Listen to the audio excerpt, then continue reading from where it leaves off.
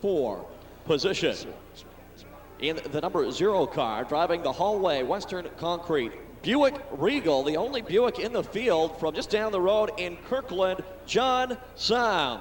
Starting inside of that back row, 23rd on the field, the Welch Racing Pontiac Grand Prix out of Poway, California, the number 4, Mike Welch. Outside of row number 11, a guy we've seen here through the years with Winston West Series in the Ladonna's Motorsports Pontiac Grand Prix from West Covina, California, St. James Davis. Starting on the 11th row, inside of that row, 21st on the field, the Scott Motorsports Pontiac Grand Prix out of Edmonds, Washington, the number 5, Sonny Scott. We move to the number 59 car right now, outside of row number 10. Driving the Power Bar Airport Auto BK entry. His first Winston West race was right here at Evergreen in 1987. His first full year on the circuit from El Cerrito, California, just outside San Francisco. Let's welcome Pete Graham. Inside of that row, that'll be 19th on the field, the Priest Lake Chevrolet Lumina. The normal driver out of Priest Lake, Idaho, Pappy Pryor, has given up his ride in the start to John Kinder, who blew a motor earlier today. John currently in the top 10 in the point standings. He will run a few laps, and then Paul Pappy Pryor will take over after that. In the number 09, talk about the long tow to get here in the Intermedia Partners Pontiac Grand Prix, normally driven by Leo Hindry, the car based out of California. The driver here tonight from Sydney, Australia. How about an Evergreen welcome for Barry Graham. Starting 17th on the field, inside of row number 9, the Ashe Motorsports Ford Thunderbird out of Umpqua, Oregon, the number 23, Brandon Ashe. We move to the 02 car. Visiting us from Alberta, California, just outside of Sacramento, driving the Mega Power Chevrolet Monte Carlo, Bill McAnally. Inside of that row, 15th on the field, the Pro Insulation Ford Thunderbird out of Yakima, Washington, the number 8, Lou Miller. Starting 14th in the number 48 car in the outside row, a driver that's been here through the years of Winston West Series, Bear Automotive, Coca-Cola, Chevrolet, Lumina from Sacramento, California. Let's welcome back Jack Sellers. Always fun to see this guy up here at Evergreen Speedway, the Red Eagle Racing Ford Thunderbird out of Yakima, Washington, the number 7, Larry Pryor. Starting outside of the 6th row in the 12th spot, the yellow and blue number 86 car, the driver currently 5th in Winston West point standings in the Woodland Duck Farm Chevrolet Monte Carlo from Templeton, California, Rich Woodland Jr. Inside of that row, 11th on the field, in the Bean and Krebs Motorsports Chevrolet Monte Carlo out of San Diego, California, rookie to the series this season, the number 3, Joe Bean. Back to the outside once again, and a driver we saw during the Winter Heat Series on ESPN as well. Just last night at the Portland Speedway, he finished 3rd in their NASCAR Winston Racing Series. Nice to see him here this evening. Driving the Fight Team USA Chevrolet Lumina from Portland, Oregon, Dan Obrist. Another driver from that part of the country, the Action Auto Glass, Rose Auto Wrecking Chevrolet Monte Carlo out of Portland, Oregon, the number 25, Kevin Culver. Outside of row number 4. This is the race team that won the championship with Doug George behind the wheel here last year. This man in his first full year of Winston West Series after 7 of 8 years off and on, picked up his first win earlier this year at Mesa Marin, currently 3rd in the point standings, formerly from right here in the Seattle, Washington area, now makes his home in Sierra Village, California in the Race Stuff Olson Technology Ford Thunderbird. Let's welcome him back, Larry Gunselman. All right, Larry, I understand this is your 5th race here at Evergreen. You're starting 8th. You set the cars up for long runs. Is that your secret to go to the front? That's what we plan. This track's awful hard on tires, so we're going to see if we can't keep the Hoosier tires under this Race Stuff Olson Technology Ford and move it to the front. Starting inside of that row, starting 7th on the field, the Oliver Advantage Memory DPI Sierra Chevrolet Lumina out of Lakewood, Colorado, the number 53, Scott Gaylord. Outside of row number 3, in the number 6 starting position, his first ever Winston West Series event here tonight. Of course, his father, one of only 3 drivers to win 4 championships in this series up and down the West Coast. Regular competitor in the NASCAR Repco Northwest Tour, where he was runner-up in Rookie of the Year standings last year. Currently 9th in the point standings, driving the Rabanco Whitkey Equipment Ford Thunderbird, the only Canadian in the race here tonight from Victoria, British Columbia, Canada, Gary Smith. All right, Gary, this is your first Winston Cup race here at Evergreen. What are you going to do to get to the front tonight? We're just going to take our time. We got a real good car. I got to thank Larry Pryor for renting his car out to us, and Warren Missouri from Rabanco putting this deal up. And I'm really excited. It's a good series and a good stepping stone for me. And like I said, we're just going to bide our time, and we'll go racing the last 50 laps.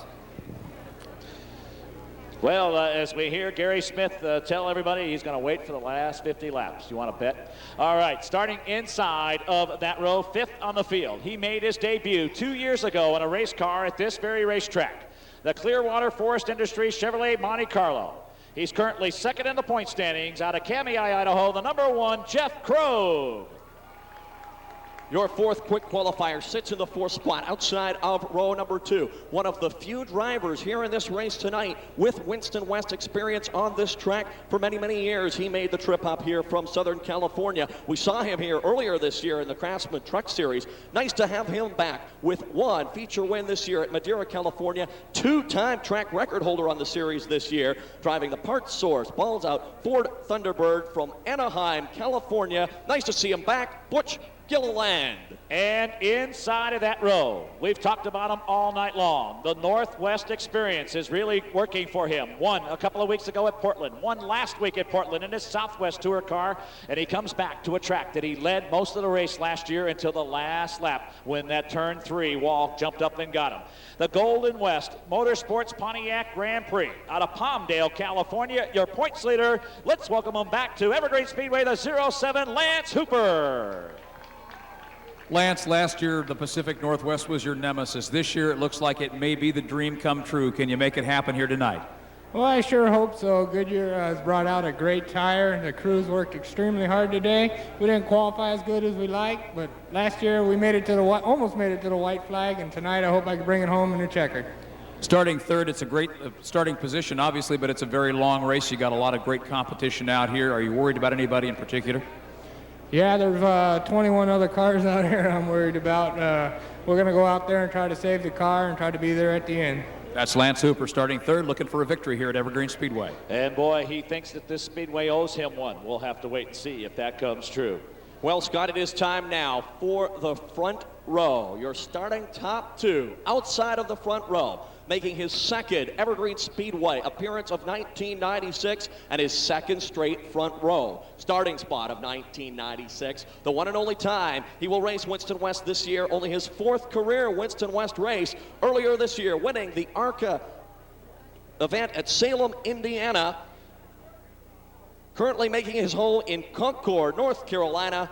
Formerly from right here in Kirkland, Washington, former track champion here at the Evergreen Speedway in the Tootsie Toy Chevrolet Monte Carlo. Let's welcome him back, Toby Butler. Perhaps no one has more laps at Evergreen Speedway than Toby Butler, more competitive laps and more winning laps here at Evergreen Speedway. Toby, welcome back to the Pacific Northwest again. You have a great number of fans here cheering you on tonight. What's it going to take to bring the Tootsie Toy Chevrolet home to victory? Well, I'll tell you what, you know, the Strausser family put me in a great car today, and I really believe Goodyear brought us a good tire. So it's going to be one of those deals like somebody mentioned in the back there that it's placed really hard on tires. So, you know, it's going to be real important to keep the tires under it all day and run for it the last 50 laps. Do you think the experience of the trucks and the heavier ARCA cars is going to be helpful here tonight with the Winston West Series? Well, anytime you get in a race car, you know, it's experience. But, you know, when you get a good bunch of drivers like they've assembled here today, you know, I mean, that kind of stuff doesn't matter. You know, I mean, they all, any racetrack's a circle, and you know, they're all going to be just as tough as the next guys. So home court advantage doesn't always pay off, but I mean, it's always great to come back and see family and friends, and hopefully we can put the Tootsie Toy Monte Carlo up front today. Starting 2nd, he's buckled in. He's got his race face already on. Toby Butler looking for a victory. And he will have to contend with, on that front row, a gentleman that had his first win in this series just a couple of weeks ago at Tucson Raceway Park. He's a rookie to the series. He made his debut in a race car, had never driven a race car until the opener last March here at Evergreen Speedway. He drives the Clearwater Forest Industries Chevrolet Monte Carlo. He also hails out of Kamei, Idaho, the rookie, the number 24, Mark Krogh. Mark, this has got to be a dream season for you as a Rookie of the Year candidate for the NASCAR Winston West Series, also with experience last year in the NASCAR Repco Northwest Tour. This is a tremendous opportunity to start on the pole. Obviously, with a victory already under your belt in your rookie season, it's got to make this team feel awfully good. Oh, that's the thing is this team is I could never got anywhere, and I sure as heck couldn't have got this far without this team. They're excellent. I can't ask for anything better. All the guys on Jeff's crew, all the guys on my crew, they give their 110% all the time, and that's what it takes. You know, the success is starting to pay off for Jeff and I, and that's great. Obviously, it's got to be exciting to start up front. Is it going to take a lot of effort to bring it home 200 laps later? With these kind of racers around you, it's going to take a ton of effort. You know, I can count 8, 10 cars right here that are able to win and no problem. So it's going to be a good race. I think it's going to be a lot of good head-to-head action. So I know everybody enjoys that. Well, Mark Krogh will be receiving the Busch Pole Award tonight for the NASCAR Winston West Series here at Evergreen Speedway. The pictures will be taken. The Busch Pole Award, of course, a very prestigious award given for the NASCAR Touring Series, and it is Mark Krogh's here at Evergreen Speedway. And speaking of Gatorade, those folks, of course, the Front Runner Award will be awarded after tonight's race, this being the midway point of this very prestigious series. $2,500 will go to the points lead. Why don't we get on our feet as they come off of turn number 4. Give them a big send-off here at the Speedway. On your feet at home. No, we'll see if we get a green flag. We do. And our green flag being thrown by Dave Simpson. But Scott, we've got unfortunately St. James Davis, as many of us anticipated, coming to a stop in turn 3. The yellow is out. The yellow flag has come out here as St. James is pulled down to the bottom of the apron of turn number 3. And they went ahead and went green because the cars were really coming up through the gears when he did stall. That was probably the best thing to do, because if they did not go green, they would have probably backed up and the back part of the field would have run over the front part of the field. So a good call by NASCAR, and that as Mark Krogh brings the rest of the field. And now we see the Pappy Pryor car down to the inside. This will be a double file restart. The down cars on the inside. Here comes Mark Krogh. He will take the green flag as he heads them into turn number 1. Lance Hooper, and then Jeff Krogh. Then we go back to Toby Butler. They go off of turn at number 2 down the backstretch. Then right in behind that, of course, will be Busch number 38 machine. And then we shuffle on back to single file racing for everybody on back with your front car. Mark Krogh really has put in some distance between he and Lance Hooper. And Hooper now has his hands full as he is the meat of a Krogh sandwich, as he's got Jeff Krogh right on the back bumper. A couple of young drivers, as mentioned, in this series. Mark Krogh up front in the 24 car, just 21 years old. And his brother, 3 years his senior, 24 years old, running in the number 1 car, currently in 3rd spot. 29-year-old Lance Hooper sandwiched in between. As they come off of turn number 4, we work lap number 9 as they scramble to turn number 1 quickly.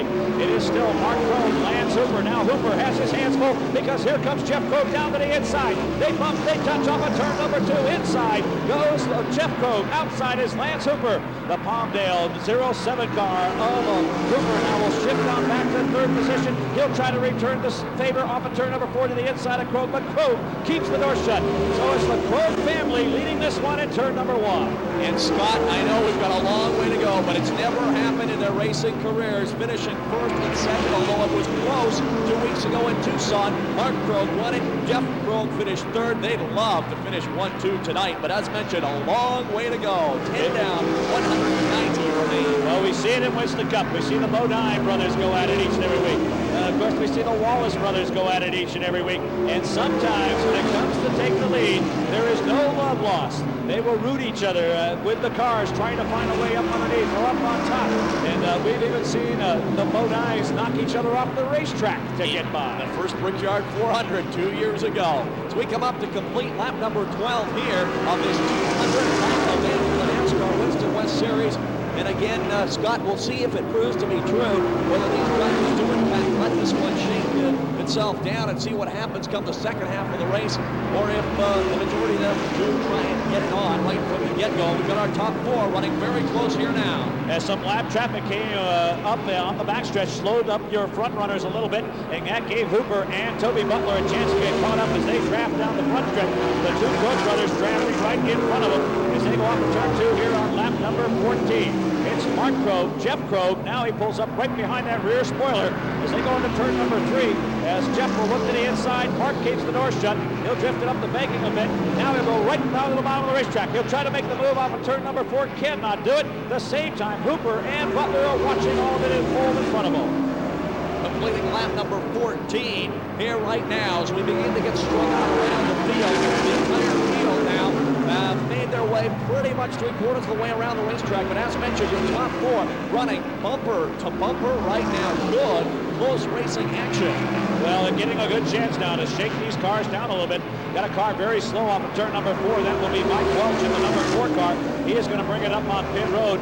You've watched him slow down dramatically since the race started. So Mike Welch brings that number 4 machine up onto the 3/8 mile oval, which is our pit road here tonight. They pick up the front 4. They have broken away from Gilliland as they come up through the apex of 3 and 4. Now off to the banking off of turn number 4. It's still the two Krogh brothers. And then we go back as Butler has got by Hooper. He moves up 1 position as the Butler fans going nuts here at the racetrack. Just on that last lap, Scott, as they exited turn number 2, Toby able to move past Lance Hooper into the number 3 spot.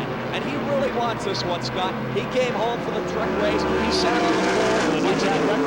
Exactly right. But he wasn't able to stay up there. This time tonight, he told me prior to the races, he wasn't concerned about the pole. He still got second quick, but he wants the win. He certainly does, and of course that ARCA experience is going to pay off. They are very similar to these race cars at ARCA. He went to Salem, Indiana. Never been in an ARCA car. It was Kenny Schrader's car. And of course, he works for Kenny Schrader full-time now during the week. They climbed in the car. He won the race. He won the race going by as we got some live traffic. In the meantime, your leader with Toby Butler to the outside, getting by your second-place car, Jeff Krogh, as he pins him in traffic, and now he works up behind Mark Krogh as Krogh now works up around the Brandon Ashe car as they go off of turn number 2. So Toby Butler takes the Tootsie Toy number 45 to second position and looking for the lead.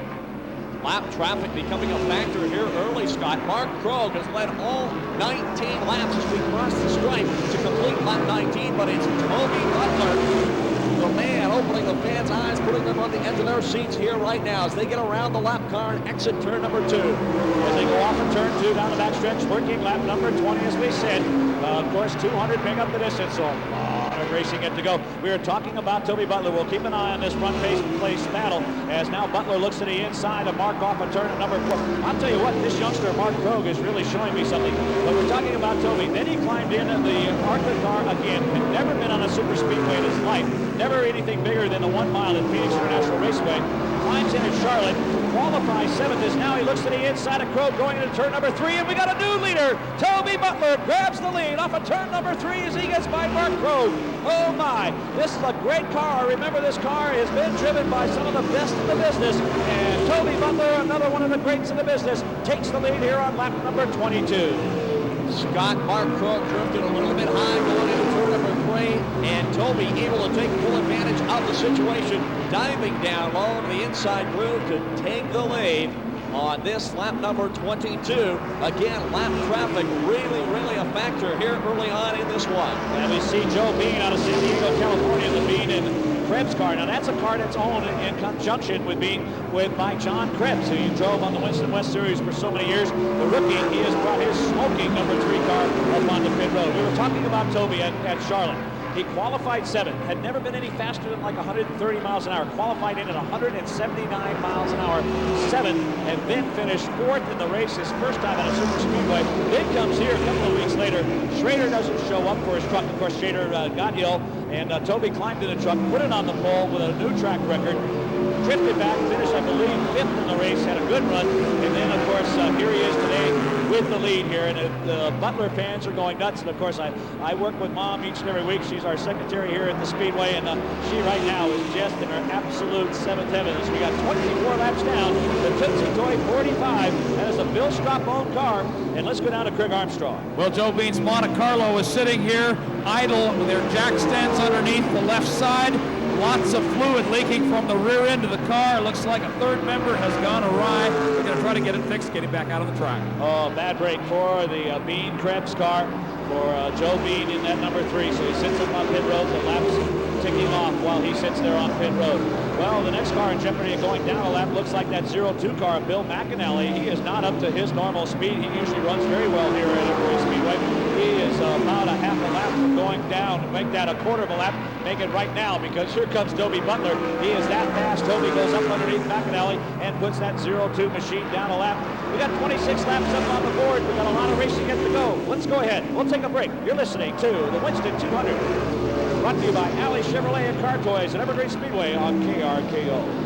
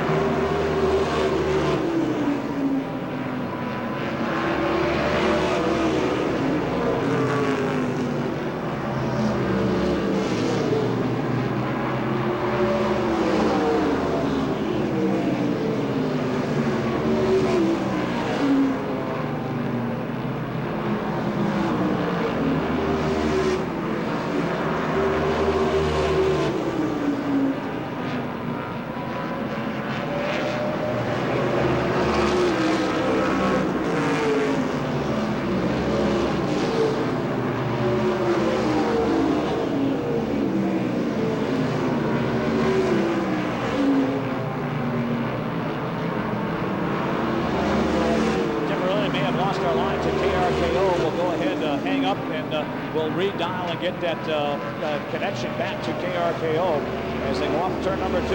As we work lap number 34, it is Toby Butler, and boy, has he gone away. He has opened it up by almost a half a straightaway over the Crow brothers. It's still Martin and Jeff. Then we go back to that 07 of Lance Hooper sitting back in 4th position. But right now, those front group have broken away immensely from the rest of the field as we go almost a full straightaway back to the rest of the field. And that would be, of course, the 38 of Butch Gilliland. Then the next car behind him, of course, is that 53 machine of Scott Gaylord. He's doing an excellent job here. And then a whole pass of cars back here in the middle part of the field as they battle off of turn number 2 down the backstretch. 45 laps in the books. And we are scheduled for 200. Toby Butler, the former track champion, opening up a 10-15 car length lead down the back.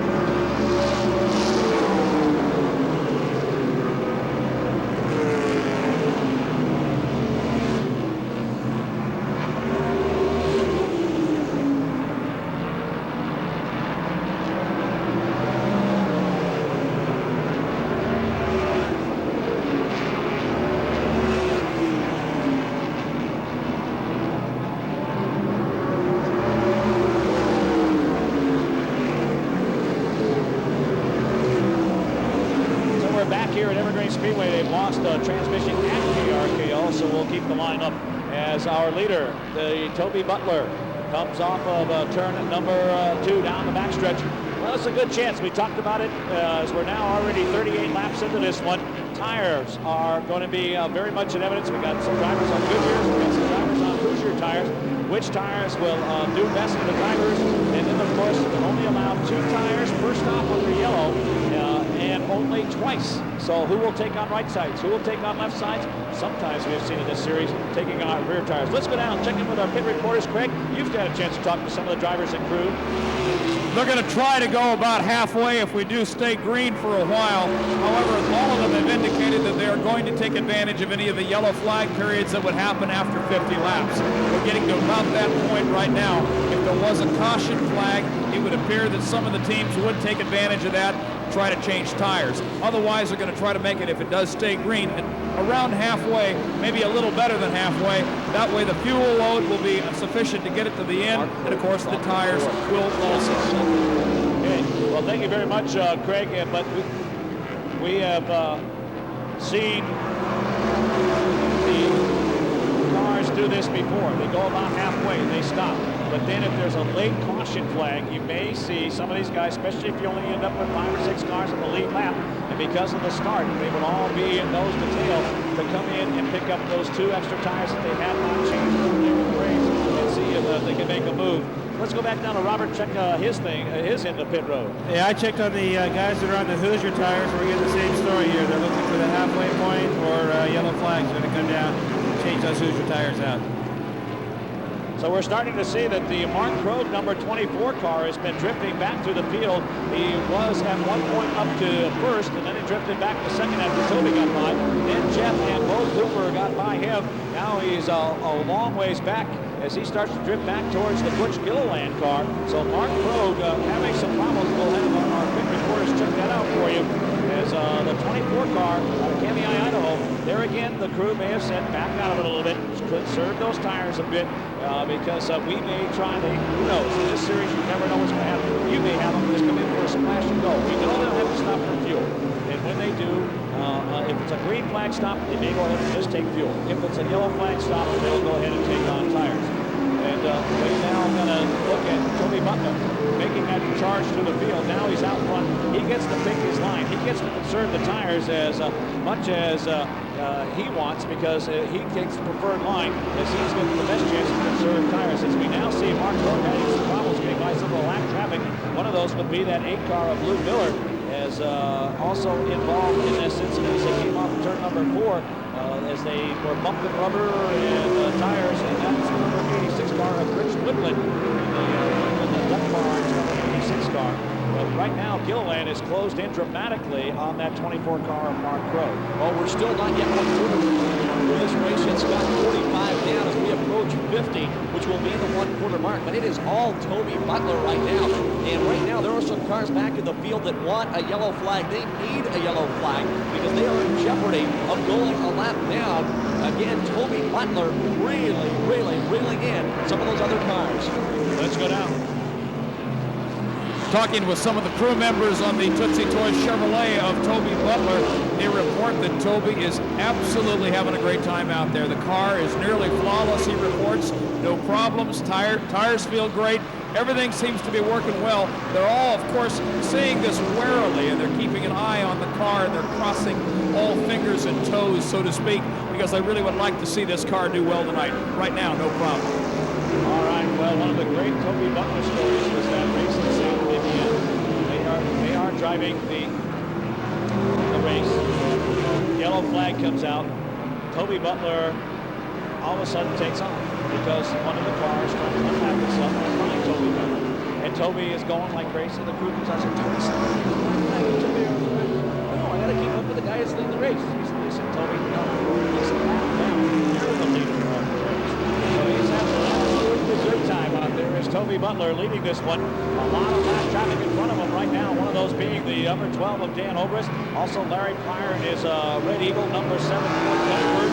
Jack Sellers, the Sacramento Coca-Cola number 48. And then we come up on, of course, the 25 car of Kevin Culver right in front of that.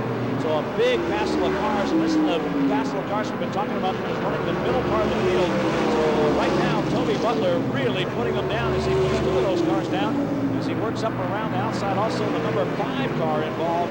As he goes down yet one more lap, that's Sonny Scott. Well, that's right, Scott. You know, we ran the first 6 laps under yellow. Since then, we have had 44 straight under green, which means actually moments ago, some of these other cars are going a lap down in this rain a lot earlier than they had hoped, to be sure, as some of these other cars were set for blue and yellow move over flag as Toby Butler weaving in and out of the lap cars like the veteran driver that he is, as he opens it up down the back straightaway right now with still a couple of cars in front of him.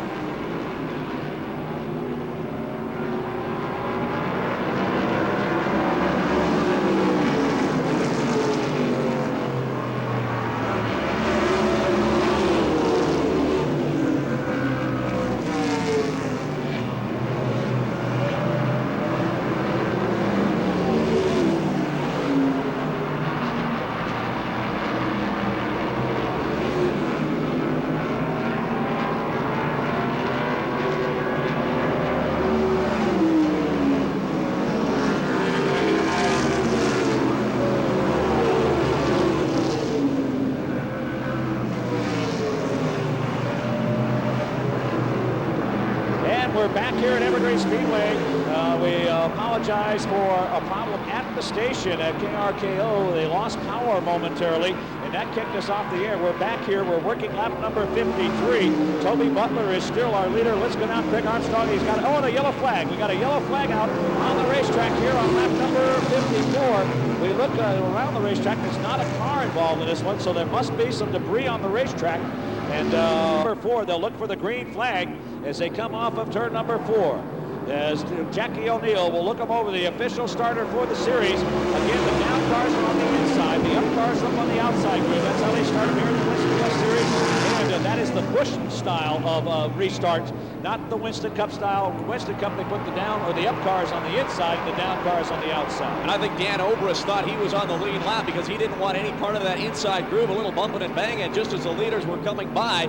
As we go back to green flag racing after just our second caution period. To recap, it was Mark Krogh leading the first 22 laps, but Toby Butler got by, and he has held the point since then. However, Mark's brother Jeff Krogh running second right now as he tries to move up behind the Toby Butler car. And Butch Gilliland, we see, has just moved past Lance Hooper into third. Hooper running fourth, and it looks like Mark Krogh should be still fifth. He is still on the lead lap. Remember, he's the only one with fresh tires. Mark Krogh of your top 5. And the 12 car has been posted. The black flag out for the 12 car, jumping on that green flag start.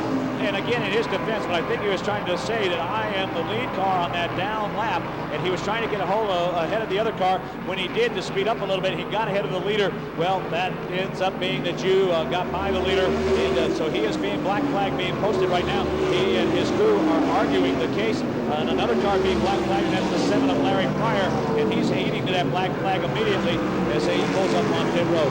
So Toby Butler is pulled away by a good 5 car lengths over a Jeff Krogh. Then we go back about 15 car lengths to that 38 machine of Butch Gilliland, and then we go back a ways to Lance Hooper, and it looks like Hooper may be in a problem where he needs to make a pit stop here fairly soon, because that car is not anywhere handling like it was. Right on his tail is Gunselman, and Gunselman looking to the inside will try to put a move on him as they go off turn 2 down the back stretch. 65 complete now. We are scheduled for 200 here in this, the 24th Winston West NASCAR race in the history of the Evergreen Motor Speedway, and a barn burner going on here tonight from our Superstock show earlier this evening through the first 66 laps of this one. And again, Scott, these guys got their work cut out for them, keeping up with that finish of that Superstock show we had earlier. They certainly do. Right now, unofficially, we get 8 cars still on the lead lap, and we'll give you a rundown of that order right now. Again, unofficially, Toby Butler, your leader, followed by the number 1 of Jeff Krogh, and now a fast-closing number 38 of Butch Gilliland. He would be third. Fourth will go to Lance Hooper.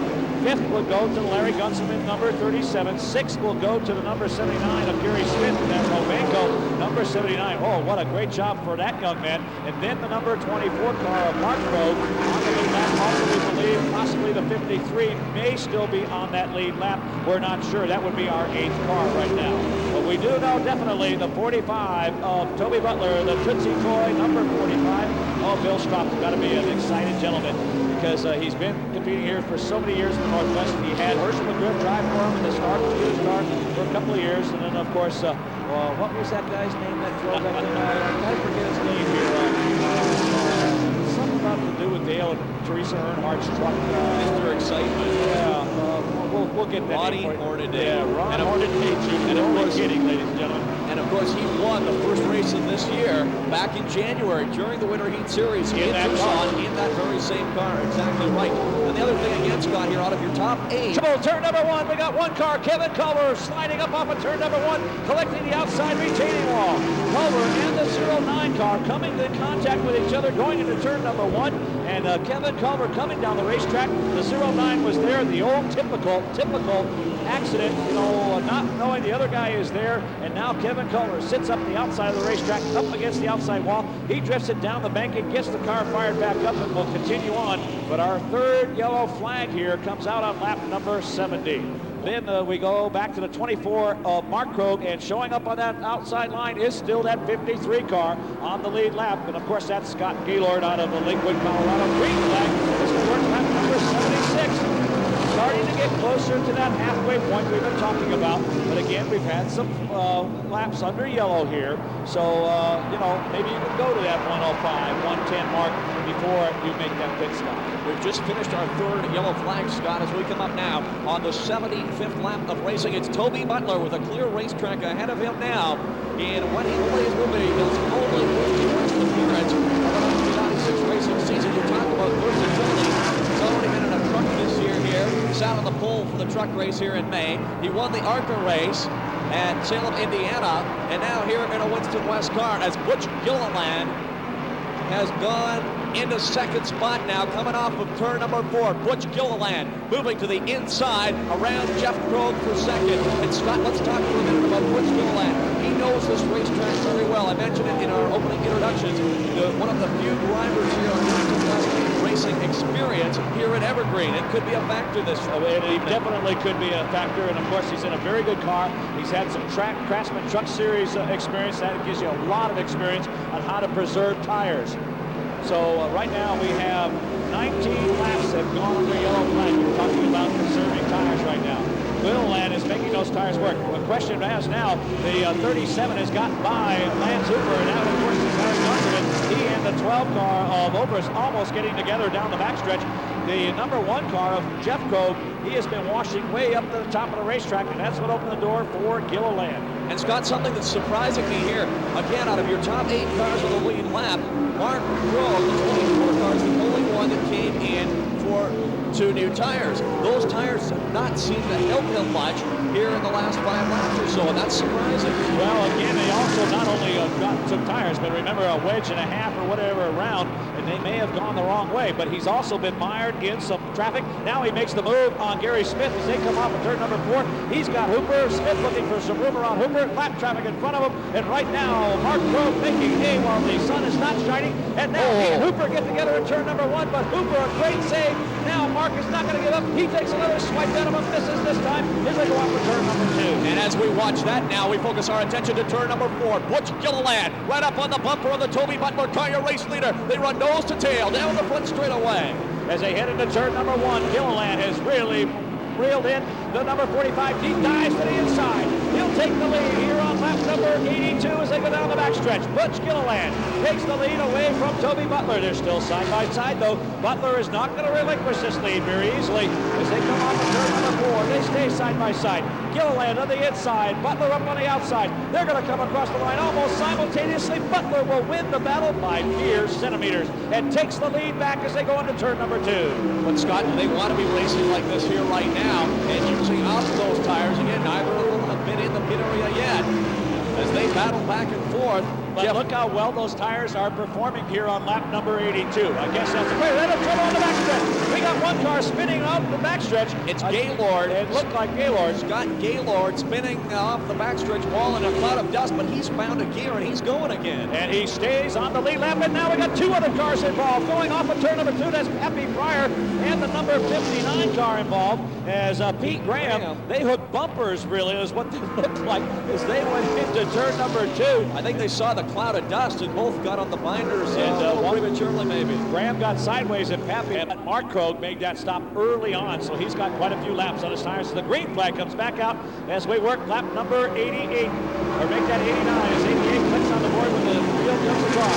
That's Gilliland. Goes by the 12 car of Obrist. Again, he's the last car on the lead lap. Right behind him is Larry Pryor, the 7 car. Here comes the Olsen Technologies 37 of Larry Gunselman trying to find a way around that 12 car, and he finally will get on by. Here comes Mark Krogh trying to do the same thing. While this is all happening, that Butch Gilliland number 38 machine has just flat gone away from the field. Of course, that is the part source walls out for the Thunderbird. So we got a Ford leading this one, a Chevrolet holding on to second spot.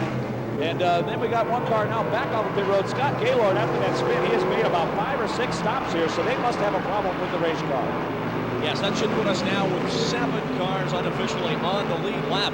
And the lack of new tires certainly hasn't hurt Butch Gilliland yet, as he has opened up a 10-car length lead over the second-place car of Larry Gunselman. And again, for Gunselman, this is a homecoming of sorts here this weekend for the former Boeing employee who lived here in the Seattle area right up until last year when he moved to California. And Gunselman doing an excellent job of starting to trip back a little bit from and losing contact here. And here comes Toby Butler now to second place on the inside of Gunselman off the 4. He makes the move and takes the Tootsie Toy, number 45, up to second position. And now a good battle going on back here for 4th spot, because look who's there. That's the Mark Krogh, number 24, and the number 79, Gary Smith. Oh, this youngster is a good one. I love it. We have some youngsters running in our Winston Racing Series showing it up today. And here's another young comer, up-and-comer in model racing. He looks to the inside, tries to make the move off of turn number 4. Can't make the move as Mark Krogh keeps the door shut. A couple of rookies and one real green rookie, Gary Smith, going at it for 4th and 5th position. Well, Toby Butler's new tires certainly look like they have got the traction to the racetrack right now, because he is rapidly closing up the gap under race leader Butch Gilliland. You've got to believe Gilliland is going to come in and pit. I would virtually bet the ranch on it the next time, because Butler now, in no time at all, has moved right up on the rear bumper of the Gilliland machine as they tighten off out of turn 2 down the backstretch. Gunselman still in 3rd, still yet to pit, probably 20 turn lengths back. Well, the question will be, how many more green flag laps will go as Butler makes the move? He comes off of turn number 4. They're on their feet here at the stadium as they go on to turn number 1. Toby Butler back in the lead. Here on lap number 95, Toby Butler grabs the lead away from that number 38 car, and of course, of Butch Gilliland. So Gilliland starts to drift back, but we were talking about it just before he took that lead.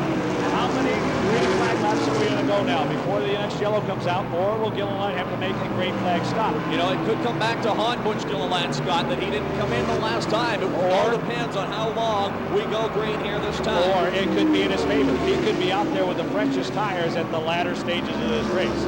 As we're now 95 laps in, coming down towards the halfway point here in just a few laps. Your leader, Toby Butler, would lead at the halfway point. I believe there's some money up for grabs from Gatorade, the halfway challenge award. And he would pick up a few bucks there by leading the halfway point here. And right now he comes across the line with a good 8-car length lead over Gilliland. And then we go a long ways back now to Gunselman. He is really drifting back. He's starting to really show that he doesn't have tires. Gary Smith having trouble getting by Mark Krogh. I think once Gary gets by, he will be very fast. Now he looks to the inside, tries to make the move into turn number 3, but Mark Krogh slams the door, literally, as he caught Gary with his hand in the door, caught his fingers in the door, but he slammed it up. Gary makes the move off of turn number 4. He will bring Jeff Krogh right along with him as they both get up underneath Mark Krogh and set their sights out for Larry Gunselman. So the Victoria, British Columbia youngster Gary Smith moves into third position and sets his sights out now to make that fourth position as he will try to move up into third as he pulls right in on the back end of Musselman. If you're new to the sport of Winston West NASCAR racing or joined us late in the broadcast, we talked about it earlier. This Gary Smith's first ever NASCAR Winston West Series event. His father, though, one of only 3 4-time champions in the Winston West Series, a legend who raced at Daytona a couple of times as well, finishing in the top 10 there once. Definitely the talent running in the family as Gary Smith looking tremendous in this, his first ever Winston West race, putting the pressure on Bunselman for the number 3 spot as your leaders are in heavy traffic, Scott. They certainly are, and Toby Butler dispatches with that traffic now. The number 38 car holding up Butch Gilland. He finally gets behind the 0 car. That is John Somm, one of the local competitors here. We're coming up on the halfway point this next time by, so Toby Butler will be our halfway leader as we got 100 laps down, 100 to go. Hey, it's a good time. Let's go ahead, take a break. You're listening to the Winston 200 right here at Evergreen Speedway, brought to you by Alley Chevrolet and Car Toys on KRKO.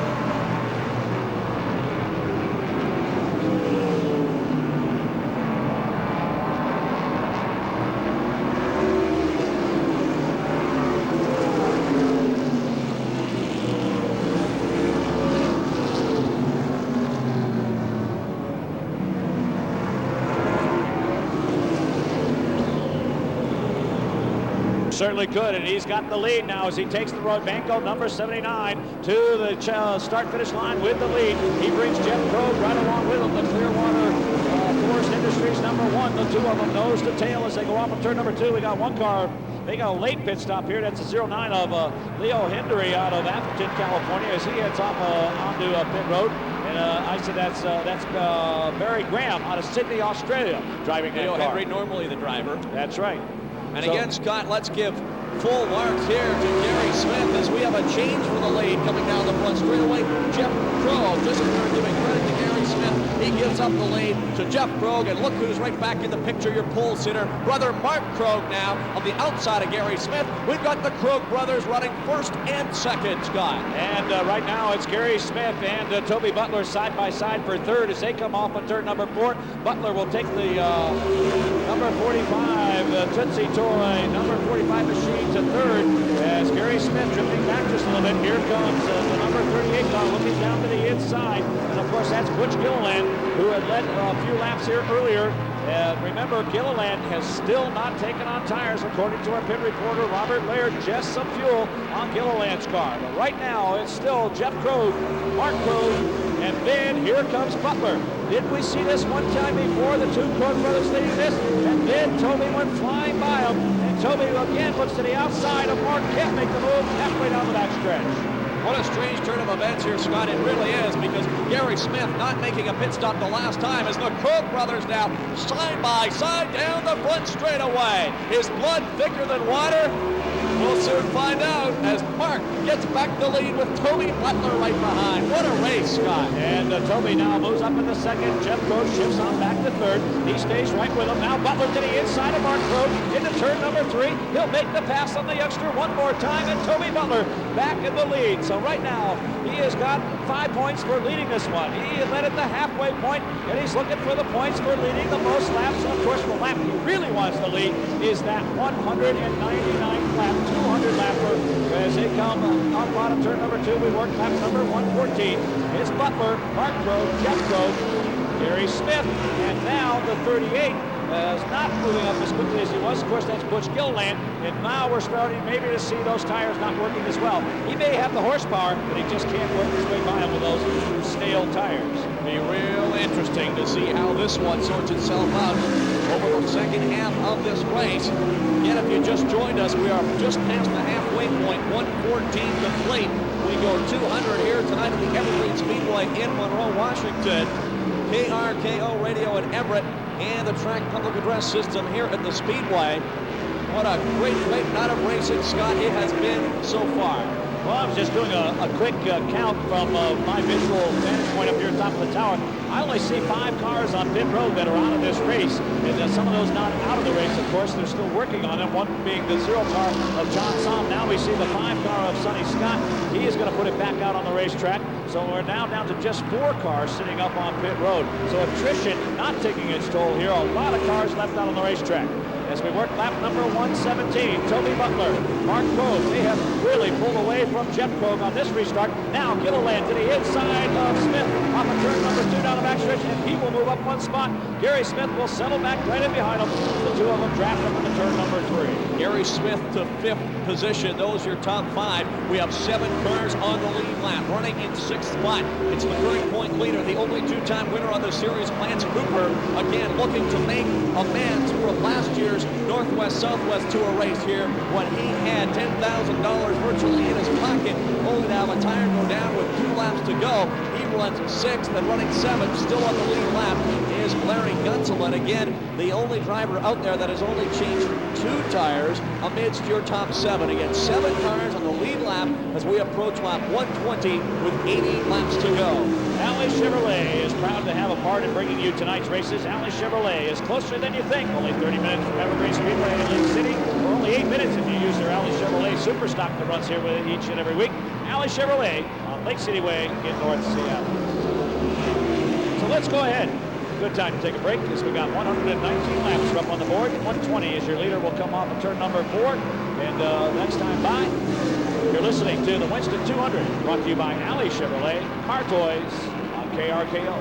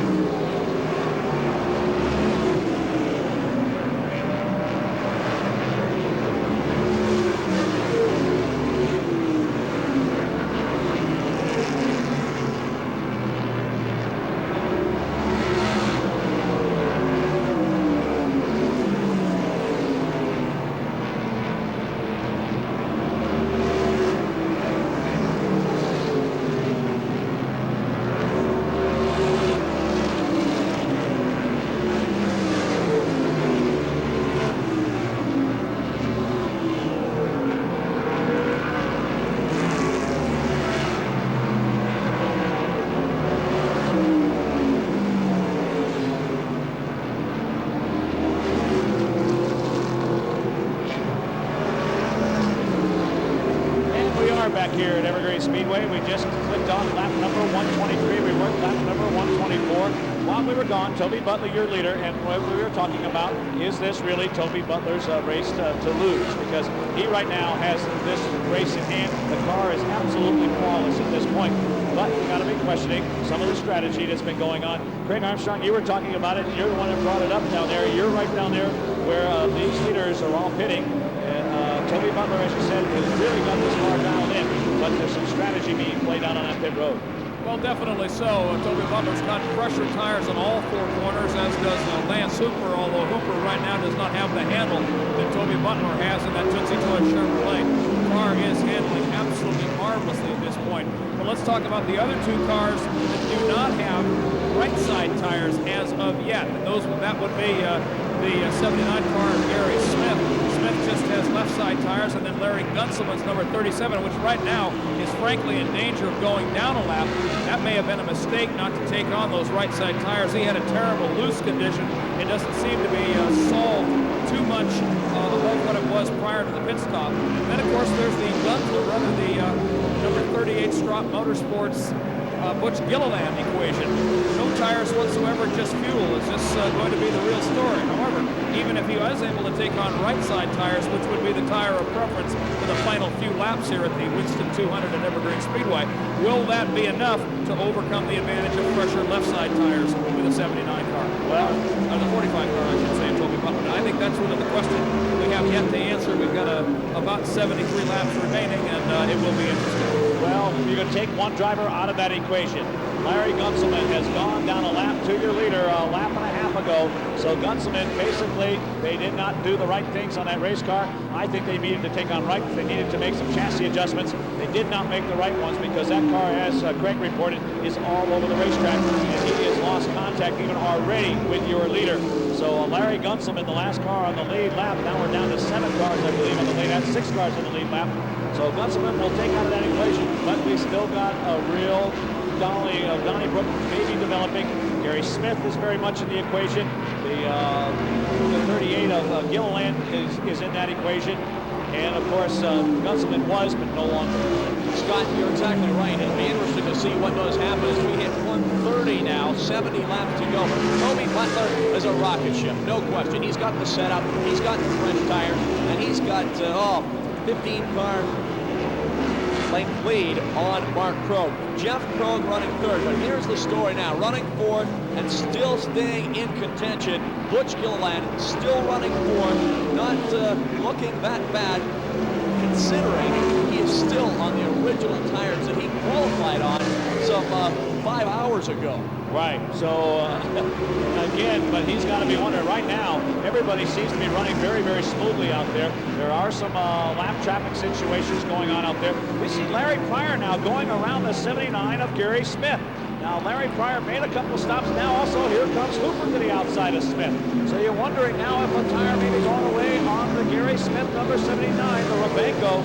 Number 79 off of turn number 4. It tears the Ford, and we'll have to see him get over because now he's lost 2 position and 1 to a down car. And Gary Smith, along with Larry Gunselman, the 2 cars that have only taken on 2 fresh tires, now both dropping back. Gunselman just losing his lap to drop off of the lead lap, and Smith now seemingly dropping back a little bit more, which makes it all that more amazing what Gilliland is doing on his 4 original tires. And again, the situation here, Scott, I think, has got to be what's going to happen when Gilliland gets 2 and possibly 4 fresh ones on for the last portion of this race. Well, and again, now Gary Smith, as we pick up your leader, Toby Butler, off of turn number 2 down the backstretch, as he works lap 134, he is only a straight away from going down a lap to your leader. So right now, Gary Smith would be hoping that that yellow flag would come out and come out very soon. Let's go down to Craig.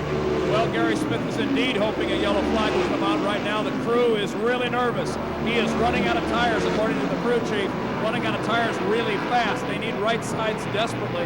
If they can't get them, it's probably going to be 1 lap down for Gary Smith. And that's typical of the Hoosier tire. Not saying it's bad about them, but they go away. And when they go away, Fred, they go away. I mean, they go way away, and that's what's happening. And oh, we got trouble in turn number 1, and this could be a break for Gary Smith because the Kevin Culver car spins to the inside. And right now, no yellow flag out on the field as Culver sits broadside down at the bottom of turn number 1. He gets it fired back up as he heads back up towards the racetrack. No yellow flag. Oh my, the unlucky break for Gary Smith, and now another car spins. 2 more cars spin as they come up, and now the yellow flag comes out.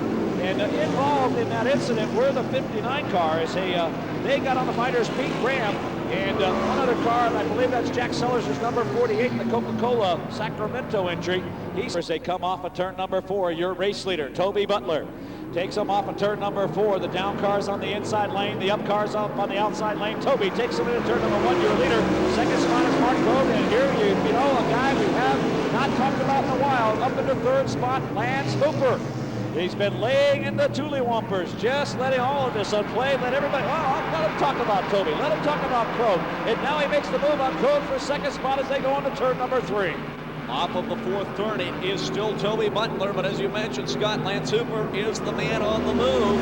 He started inside 1 of the 2 to 3rd quick qualifier behind Mark Krogh and Toby Butler as we have contact on the front straightaway. No, Mark Krogh has cut down a tire. He's going backwards through the field. He may have contact with somebody. Mark Krogh slows dramatically off of turn number 2, and the left side of the car was leaning precariously as it came down the front stretch. Oh, an unlucky break for Mark Krogh out of Kamei, Idaho. Winner 2 weeks ago at Tucson Raceway Park. His first ever Winston West win, and he was in the running here tonight to possibly pick up another win. New track record holder said earlier tonight he is going to have to go to the pit area while under green flag conditions. So he heads up on pit road. The leader already at turn number 3 and 4. Toby way high up off of 3 and 4 that time. So that'll give us now 5 cars on the lead lap as Mark Krogh makes a stop. Let's go down, Craig. You got him. And Mark Krogh brings that number 24, Clearwater Forest Industries Monte Carlo in. It's right side tires this time. He does have a very blistered right side tire. That the right front tire especially very, very blistered.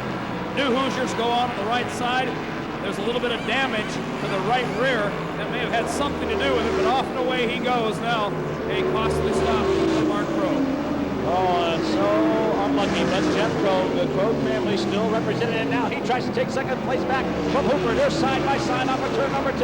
Jeff Krogh and Lance Hooper. They are about a half a straightaway behind Toby Butler, and Jeff Krogh gets that second spot away from Hooper. Sitting back and forth is Busch Gilliland with those fresher tires. Then we go back, and 2 cars getting together off of turn number 4. One of them was Deke Gunselman. The other car bounces off the wall, gathers it back up, and it's Gary Smith as Gunselman absolutely drove right through Gary Smith. Absolutely came up on him and drilled him as they came off of turn number 4. Gary bounces it off the wall, gathers it back up, and continues on. Stays on the lead lap, but I'll tell you what, now he's got to be thinking, did he hit the front end hard enough on that wall to upset the handles on the race car? Scott, what a tremendous job by the young driver out of Victoria, British Columbia, the only Canadian in this race, to keep it straight coming off of 4. Gunselman 1 lap down, unofficially running in 6th spot, desperately trying to get a lap back. And Gary Smith running the race of his life in his first ever NASCAR Winston West Series event here tonight in a rented car, unofficially still running in the 4th position, but it was almost disaster for the young driver. Oh, it certainly was. Gunselman just basically drove right through him, not sure, thinking that maybe Gary was going to pull up to the outside of the racetrack and let Gunselman go on by, and Gary not knowing, and then the 2 of them really coming in contact off of turn number 4. Gary had it sideways going to the inside of the racetrack, facing that way. Did face the outside of the racetrack, did hit the outside wall with the right side, slapped the front, slapped the rear, and then continued on. But boy, we pick up Toby Butler. He has gone away and hit it once again on Mark Krogh, or Jeff Krogh. It is almost a full straightaway for the Kirkland, Washington, former Kirkland, Washington, now living in North Carolina, working for the Kenny Schrader team full-time in the shop. Does a lot of the body work, of course, so that's one of Toby's specialties. Owned the Alderwood Body Shop for many years. Of course, his father, Fred, started that business, and Toby continued on and then sold it and moved back east because he knew that's where he had to go. But look at this, 2nd, 3rd, and 4th are now tied nose to tail, and that is Jeff Krogh, followed by the 07 of Hooper and the number 38 of Gilliland. And Gunselman down 1 lap is charging. Let's see if he charges the way he did to get by Gary Smith around these cars. Let's watch this. And he uses the cow catcher on the front of the car this time as they go up and off of turn number 2. They stay single file this time by. We're working lap number 151. So it's getting down to nitty-gritty time here as we head off of turn number 3. It's still Jeff Krogh, Lance Hooper, and the Gilliland machine now drifting back a little bit this time by the Olsen Technologies 37, Larry Gunselman, formerly out of Bonnie Lake, Washington, sits back there on lap down trying to work his way back up through the field. But again, we pick up the Toby Butler machine, and he's got a good 4 or 5 second lead on the field. He sure does. And the 5 cars on the lead lap, Scott, are within 1.5 lap of each other. So this is just what we wanted to have happen here as we get into the final 50 laps in this one. 5 cars in the hunt. And I've been watching Gary Smith with the Gary Smith fans, many of them able to pick up KRKO radio at home in Victoria, BC. He has not trouble. Turn number 2. Further. We got a car that is slowed dramatically. The 09 car. He has cut down a tire, bringing up the yellow flag. He also collected the wall. And then, of course, would be our guy out of Sydney, Australia, Barry Graham. He got into contact with the turn number 1 wall. The lead had gone up to 4.46 seconds for Toby Butler. Toby had almost a 5. as he climbs out. No problem with him, but the car definitely on fire, so this will be a long yellow. And we'll wait for the report from pit road on, of course, the Toby Butler situation. And he is back out on the racetrack now. Again, if they don't penalize him for coming in when pit road was closed, then he'd be still on the lead lap because they did get it back out on the racetrack. We'll have to wait for the official word from NASCAR on that one, Scott. So again, as we said, the final 50 laps in this one. A real mess coming off of turn number 4. We're going to go back to green though, so Toby not able to get up onto the inside, so he's got a lot of traffic to go through. This is a bad break for Toby Butler. He's unable to work his way on up to the inside line. He may think he's still on the lead lap. Very interesting piece of work going on. We'll have Craig, if you get a chance, Craig, to go talk to his crew if they think that Toby's on the lead lap, because he did not come down to the inside line and drop down to the bottom. He should have been ahead of Gunselman at that inside groove, by my calculations anyhow. And right now, I'm wondering if the crew even knows that they went down a lap on that last stop. He did not beat the pace car off of pit road. Well, Scott, a very good point as we get back to green flag racing after our 6th yellow flag of this 200-lap race. We have completed 161. We are inside the final 40 laps of this race. And right now it's Lance Cooper, the leader, the 2-time winner on the series this year, the only driver to win more than one race in the first 7 events. But he has got Larry Gunselman unofficially running 5th, running right on his bumper, trying to get back on the lead lap. Let's go to pit road.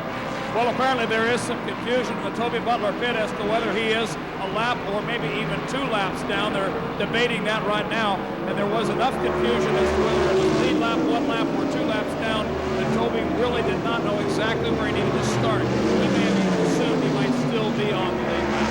All right, well, thanks, behind. Well, thank you very much, Craig. Another story that you need to follow that's starting to develop, the Lance Hooper car, the 07 that just got passed by Gunselman, who's down a lap. He's put himself back on the lead lap. Watch it when it comes down the front stretch. We're seeing it drag sparks all the way down the front stretch. So something is rubbing up underneath the bottom of the race car, and a lot of sparks are coming off of that. So a suspension piece or maybe the exhaust piece is dragging on the racetrack. NASCAR, if that becomes a little bit more prominent, they will definitely have to black flag them. So Craig, you may want to check that one out on pit road.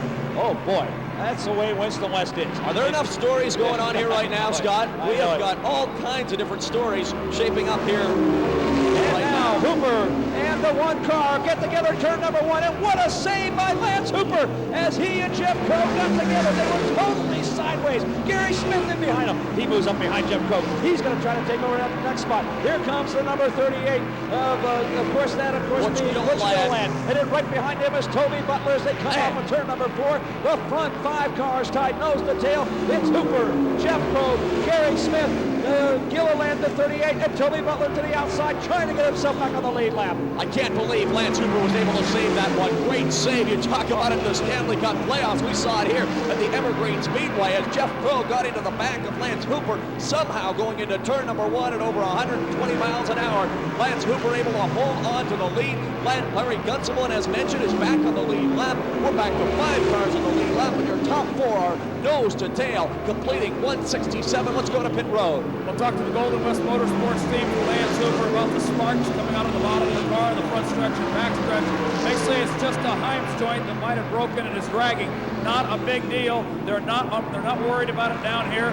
It's still in the lead lap. They're still in contention. As far as they're concerned, let her rip. And Toby Butler now gets up underneath Gilliland coming into turn number 1, so he's ticked off 1 car to get back on that lead lap. He's got 3 more in front of him to get back on that lead lap. This Toby Butler, then he would need a yellow flag. No ifs, ands, or buts about that. It's not that fast a race car to go all the way around this racetrack as we work lap number 169. It's coming down to nitty-gritty time, but right now Toby Butler trying to work his way around. He goes up underneath, 3 wide up on turn number 4 as they come down the front stretch. Toby Butler gets sandwiched in, and what a save by Toby as they came up on the Sonny Scott 5 car. He had to get on the binders, but now he'll lose 2 of the positions that he had gained. And Gilliland gained 1 as he got up underneath Gary Smith. Wow. 3 cars wide, then it became 4 cars wide, and it looked like disaster in the making as they came off the 4. Scott Ellsworth, let me tell you something. This Winston West Series is back with a vengeance in 1996. These young guns, mixed in with a couple of veteran drivers, are putting on one of the finest Winston West races, one of the closest Winston West races we have ever seen in the 24 years that they have raced here at the Evergreen Speedway. Mark Krogh now has got his 24 car. And here comes Gilliland on the outside, Scott. Watch Gilliland, Krogh, and Hooper are 3 wide. Off of turn number 4 for the lead. 3 cars going for the lead. Jeff Krogh to the inside. He beats Hooper to the line as Gilliland got punched out all the way to the outside, broke the outside retaining wall. Race fans, you go anywhere in the world. Racing does not get any better than we are watching here tonight at the Evergreen Speedway with 29 laps to go. Jeff Krogh looking for his first ever career victory. As he comes off of turn number 4 down the front stretch. This is where it began for him 2 years ago. Jeff Krogh, as he comes across 172 laps down. Gilliland sits second. Toby Butler, not on the lead lap, sits in the 3rd spot on the racetrack. Then we go back to Gary Smith and an absolutely fine run for that young gentleman. Then we go back to Mark Krogh. I believe he is down 1 lap, we figured. And then we go back to Lance Hooper. Lance Hooper starting to go backwards. That rubbing, all of that car is coming together. Could he have cut down a tire for Lance Hooper? Could this track, the snake, once again, jump up again, Lance? Scott Ellsworth with 26 laps to go. Of your top 4 drivers right now, only one of them has ever won a Winston West race. For 3 of the top 4 right now, it would be their first ever Winston West victory. As they come off of turn number 4. Right now, Toby Butler starting to drift back just a little bit from your front 2 runners. Jeff Krogh, who made that early stop, and then came back and made a late stop in between everybody. We were really not paying a whole lot of attention to Jeff. It looked like maybe he was out of the equation. Well, all of a sudden now he's driven himself back into the equation and the lead here. Wouldn't that be something? Mark Krogh picks up his first win. That's the last Winston West stop. And then Jeff Krogh would maybe pick up his first win at the next race here at Evergreen Speedway where it all began for him. A lot of laps yet to go. And Gilliland's going to have a whole lot to say about it because he's closed it down to about 3 car lengths. Toby Butler sitting back there is not catching up with him, but he's not losing contact with him either right now at this point. And then we go back to Gary Smith and Mark Krogh going side by side. Let's go down to pit road. No report on pit road. All right. As they come off of turn at number 4 down the front stretch, boy, we are seeing a lot of 2, 3, and 4 wide at times as many of these drivers starting to have these cars still handling a little bit because they've gone a lot of laps on these tires. But look at Gilliland. He's closed it down to a car length and a half on that number 1 car. We'll put the clock and get the differential for you. I'll guarantee it's less than a quarter of a second as they come off of turn number 4. Matter of fact, you can't even put a piece of paper between them this time. Forget the clock because Gilliland is closed right on the back end of that number 1 car of Jeff Krogh. Scott, we are inside the final 25 laps. We complete 177, which means unofficially 23 laps to go. Cabby, Idaho. Originally, Jeff Krogh, the hometown, now making his home as his brother is in Visalia, California. Leading Anaheim, California is Busch Gilliland. Moving to the inside, they make contact, coming off of turn number 4. But again, Jeff Krogh, a great job as Hooper did 10 laps ago, holding on to the lane and keeping the car straight. I can't believe these guys. They don't wait for the hole to open up. They open the hole up. As Gilliland just absolutely got right into the rear quarter panel and just tried to get the Krogh machine loose. And Krogh said, I'm not going to hear anything of it, and just drove it right down the front stretch. Tire smoke ablazing as they come off of turn number 4 this time. Gilliland will try the same thing this time. It won't work. As they go into turn number 1, they work out number 179. Krogh, now while those 2 are doing it, look who's slowly but surely closing in. If he could get by those 2, and then a late yellow would come out, oh, would we have an absolute shootout to the finish of this one. If we're going to have it anyhow, no matter what who says it is, we would just have one of our local guys involved in this incident as they come off of turn number 4 down the front stretch. They've got a lap car. This will be Pappy Pryor's car. He'll pull it down to the bottom of the racetrack. He'll get out of their way. They'll let him go. A savvy veteran, 65 years old, lets those leaders go on by. He says, let those youngsters go out and duke it out. I'll just watch it. And now, once again, Gilliland tries to get Krogh loose off of turn number 2. He does, and he takes the lead back at turn number 3. Butch Gilliland grabs the lead. It finally worked this time. He put that front quarter panel right up underneath the rear, got him a little bit loose, and took advantage off of turn 2. It's the veteran leading the youngster, Butch Gilliland. 10-year veteran of Winston West Series. However, he's only got 2 wins in those 10 years. He'd like to make it number 3 here tonight. The 24-year-old rookie driver in just his 2nd visit to the Evergreen Speedway. Jeff Crow running in the runner-up spot. And back in 3rd place, it is the 39 of Gary Smith. Not just a rookie, but his first ever race in Winston West Series. Still hanging on to 3rd. He's 10 car lengths or so back from your 2nd place driver. And then in 4th spot, another 10, 15 car lengths back is Lance Hooper behind the 79 car of Gary Smith. In fact, let's make it a little further back than that. Lance Hooper has dropped off the pace. Scott Ellsworth in 4th place, probably now a full straightaway behind Gary Smith. He certainly is. Those are your top 4 right now. We're inside the final 20 laps, 18 to go. Well, let's go ahead. We'll take our final break here as we'll bring them home when we come back. You're listening to the Winston 200, brought to you by Alley Chevrolet and Car Toys, right here at Evergreen Speedway on KRKO.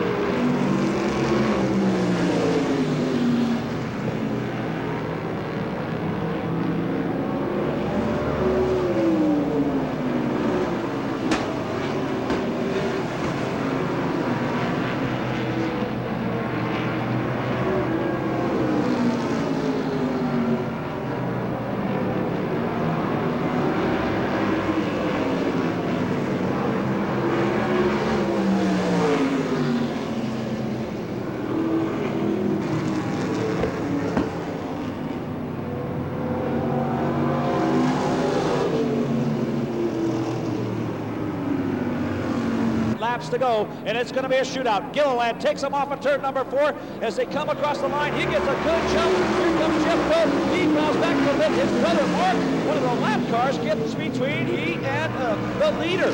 Oh my, they're going to talk about that in the pits a little bit later, saying, why, you're down a lap, don't get between me and the leader, let me run with him. And then now we see that Gary Smith and Toby Butler going nose to tail. Of course, Gary on the lead lap, Toby is not, and Toby's going to pull up out of the groove and let Gary go by. So that's a great sportsmanship there as he lets Gary Smith go by. Does Toby Butler. Does Gary Smith have anything for the youngster Jeff Crow as they head out of turn number 2? We work lap number 192. Inside the final 8 laps now. Busch Gilliland, we mentioned it earlier, a veteran of Evergreen Speedway, the Winston West Series through the years, ran the truck race here earlier this year. The last race here in 1993, he was involved in a front straightaway accident. He did not finish the race, obviously looking to turn the luck around here tonight, and nobody can tell me that his familiarity with this racetrack trouble at turn number 2, the 7 car of Larry Pryor. He and another car get together, and Pryor now sits up the outside, and now the Pete Graham car, the 59 car, he gets into one of the U-tires on the bottom of the racetrack. While he was trying to avoid the situation, here comes Larry Pryor getting his car drifting down the banking. He'll get it fired back up, but we bring out a yellow flag here on lap number 193. So it's not over yet. On this restart here in the last 10 laps, they go single file with the leaders up front in a big jump. And look at Gary Smith. He dumps from underneath. He gets by Jeff Crow. So Gary Smith gets the jump. Does he have enough time to get caught up with Gilliland? And now Jeff Crow, he slides up the racetrack a little bit. He opens the door. Gunzelman gets by. So on the restart, the number 1 car of Jeff Crow did not come up through the gears properly. Does Gary Smith have enough to get caught up with Gilliland as they come off of turn number 4? We'll have 197 laps down as they come across the line. We'll put the clock on up, and it's a 0.75 second differential for tour leader Gilliland. As Gary Smith trying to reel him in. Now Jeff Crow way high up on the racetrack, so he may have he's cut down a tire. The left rear tire has gone down on the Jeff Crow number 1 car. He'll try and limp around the final few laps because right now we have 2 laps to go. Sparks pouring now from the Crow car in turn number 3, but we stay green. 2 laps to go. As he comes off of turn number 4, I mean, sparks are flying. It's a right front tire that's gone down now. And we get a better look at it as he brings it up on pit road. No, he's going to stay out of the racetrack. Stay out of the racetrack. The white flag will come out the next time by as Krogh trying to limp that car around. Here comes Gilliland. He takes the white flag one more time around. You got to be wondering about debris on the racetrack. Oh my, as they come off of turn at number 2 down the backstretch for the final time. It's Gilliland with that 3/4 second lead over the number 79 of Gary Smith. Larry Gunselman sits third as they come on up through turn at number 3. Here comes your leader. He's going to win this one. Butch Gilliland picks up his second win as he comes across the line. Finishing second will be Gary Smith in an absolutely phenomenal finish for that youngster. Larry Gunselman finishing third. Fourth will go to the 07 car of Lance Hooper. And then, of course, finishing fifth will be the 1 car, I believe, because he stayed on the lead lap as far as I know. And that would be, of course, Jeff Krogh. And then I believe it would be, unofficially, the 34 of Toby Butler. Let's go down to Robert. All right, I've got the crew chief, John West, for Butch Gilliland with balls out competition gear in his 96 Ford Thunderbird Stroke Motorsports. You guys got the win tonight. Yeah, we had to change the motor and gamble on the tires and everything, and everything turned out great. I think we dropped a cylinder with about 25 laps to go. 25 laps to go, and they had a cylinder out, Scott. Well, we hear that a lot. And Winston 200 presented by Ashe Chevrolet, Butch Gilliland. Butch, patience, persistence, strategy, all of those had to pay dividends tonight. Well, yeah, the Strop crew knew it was going to come down to maybe a little thing with the tires, and the Goodyears were really great out there. You know, I got to really thank them. They did a good job. Hoosier did a good job. I think a lot of the win here is the Strop team and the strategy they had us do. Again, I just want to thank all you fans for coming out. I want to thank our sponsors, Strop Motorsports, Balls Out Competition Gear, all the sponsors that help it. Pro Insulation up here from Yakima is probably the best Yakima insulation company in the world, but again, thanks everybody.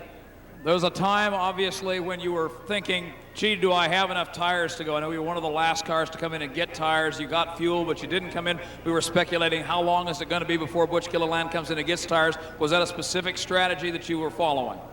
Well, you know, we changed the motor just before the race. This car had no practice. It didn't get 1 lap on the track. You know, had to go qualify. We were lucky to qualify 4th. We had the car real loose, and the guys just from experience put a setup in it that we thought would be real good on the tires for a long run. And, you know, they got experience. It just really paid off. Any concerns for you tonight? Were you worried about anything in particular? You know, the Krogh brothers, they are just doing a great job. You know, they're young kids. They've got a lot of fight in them. You know, they've done a great job, and I think they're going to be a contender for anybody out here. And Lance, of course, is doing good. And Roy Smith's kid, I can't believe him. You know, Roy Smith's been around for 100 years, it seems like, and is probably one of the cagiest dudes out here. And here his son comes out here, and I kind of see him back there in the mirror, and I'm thinking that Roy Smith's back again. Well, Winston West win number 3, number 2 for 1996, Butch Gilliland of the Strop Motorsports Ford out of Anaheim, California. Ladies and gentlemen, Butch Gilliland, your winner. And that crew, a very happy crew right now as they start celebrating, as the champagne will be flowing here, and the pictures now being taken at Victory Circle. We're going to slide right over. Craig, you've got our second place finisher. What a great job for this guy. First time out in a Winston West car. Well, he's perspiring freely. That's okay. It was a hot night in that race car. A rented race car. You've come here to Evergreen Speedway where your father had so much good fortune in his 4 Winston West championship quests. And Gary Smith, first time ever in a Winston West car, you bring her home second. That's got to make you feel awful good. Oh, that's right. I got to thank everybody that put this deal together. Warren, Missouri, Larry Pryor, that kind of stuff. I mean, my dad, the whole crew did a real good job today, and it was just so much fun out there. It was a real good race. I hope you fans up there enjoyed it. I know I had a lot of fun in here, so I hope you guys had as much fun as I did. There was some tire strategy at play. We were again speculating about the left side tire choice first and then saving the rights for later. Did that worry you a little bit when the tires began to go away? Yeah, a little bit there. I don't know what point. I mean, lap 30 or 130 or something. Everybody had come in and put their second set on, and we hadn't. And I was just begging for a yellow, and sure enough, we got one. And I knew we were going to have better tires at the end of the race, and that's what we wanted, to be good at the end, not at the beginning of the race, and that's what we did. Obviously a scary moment for you off at turn 4 when you clobbered the wall coming off the 4. There was a lot of traffic out there. That had to get your attention anyway. Oh, I'll tell you, it got my attention. The 37 car got into me a little bit and turned me into the wall, and I thought it was done. I said, I hit the wall a ton. I'm coming in, and they said, hey, it still looks all right. Keep running, and you're turning good lap time. So I held on. It was a good run. It was too bad that happened, but we're really happy at second place. Well, there's got to be something to this DNA, RNA thing, because the Smith genes certainly have passed on down to this young man, finishing a fine second place in his first ever Winston West race. Ladies and gentlemen, Gary Smith. Fans very